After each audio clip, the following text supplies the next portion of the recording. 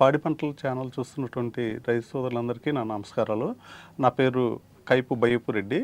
నేను principal scientist RARS చింతపల్లిలో చేస్తూ ఉన్నాను. ఈరోజు మనము మాట్లాడుకుపోయేటువంటి టాపిక్ వలిసల సాగులో సస్యరక్షణ గమనించినట్టయితే ఈ వలిసల పంటల్లో వచ్చేటువంటి పురుగులు తెగుళ్ళు చాలా తక్కువగా ఉంటాయి. కానీ వచ్చినటువంటి మనకి పురుగులు తెగుళ్ళు వీటిని సంరక్షించుకోవడానికి కొన్ని పద్ధతులు పాటించినట్టయితే సమర్థవంతంగా రక్షించుకోవచ్చు. వీటిలో ముఖ్యంగా పురుగుల్లో పొగాకు లద్దె పురుగు అనేది ఆశించేదానికి అవకాశం ఉంటుంది.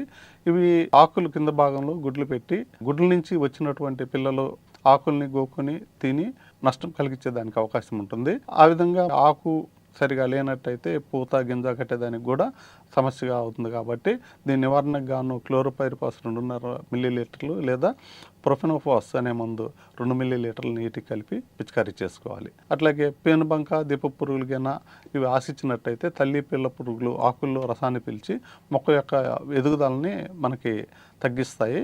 దానివలన పూత గింజ కట్టి సమస్య వచ్చి మనకి దిగుబడి తగ్గేదానికి అవకాశం ఉంటుంది.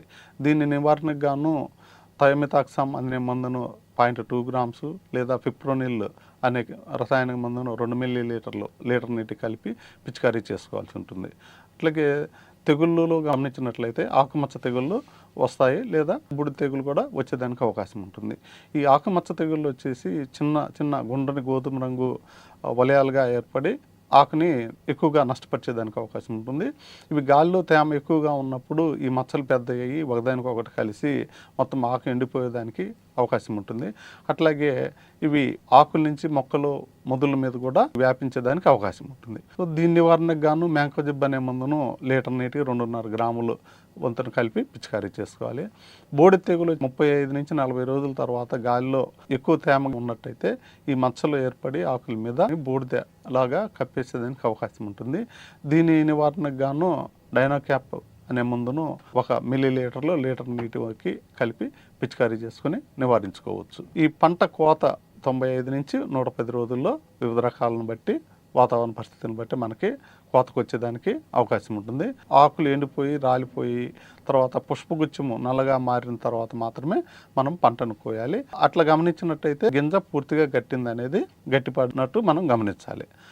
మొక్కలను ఏంటంటే నేల వరకు కోసి వాటిని పొలంలోనే ఒక 3-4 రోజులు ఎండబెట్టిన తర్వాత పుష్పగుచ్చాలను వాటిని కర్రలతో కొట్టి వాటిని విత్తనాలను వేరు చేస్తారు.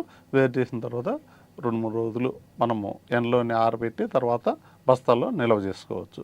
వలిసల పంటల్లో యాంత్రీకరణగా మనం చూసినట్టయితే వలిసల పంట కోతకు వరిలో వాడేటువంటి రీపర్ యంత్రాన్ని మనం ఇక్కడ వాడుకోవచ్చు.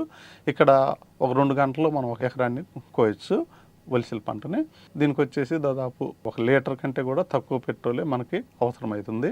దానివల్ల కూడా మనం సమయాన్ని లేబర్ని ఆదా చేసుకోవచ్చు. అట్లాగే తొందరగా కూడా ఇబ్బంది లేకుండా కోత అయ్యేదానికి అవకాశం ఉంటుంది. వలిసల పంటల్లో తేనెని ఉత్పత్తి చేసుకునేదానికి అవకాశం ఉంటుంది. దీనివల్ల 2 రకాలుగా మనకి ఉపయోగం ఉంటుంది.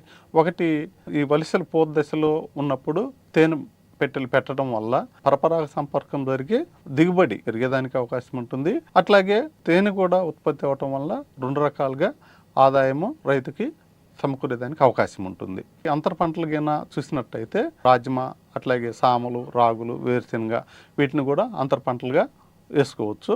వలిసలతో పాటు వేరుశెనగ వేసేటప్పుడు 4 వరుసలు వలిసలు 2 వరుసలు వేరుశెనగ 2 వరుసలు వలిసలు 4 వరుసలు సామలు రాగులు అయితే 2 వరుసలు వలిసలు 2 వరుసలు రాగులు 2 వరుసలు 4 వరుసలు వలిసలు 2 వరుసలు రాజమగిన అయితే 2 వరుసలు ఈ విధంగా వేసుకొని మనము అంతర పంటగా కూడా వేరే పంటలతో పాటు మనం సాగు చేసుకునేదానికి అవకాశం ఉంటుంది. ఈ అవకాశం ఇచ్చినటువంటి పాడి పంటలు ఛానల్ యాజమాన్యానికి నా ధన్యవాదములు.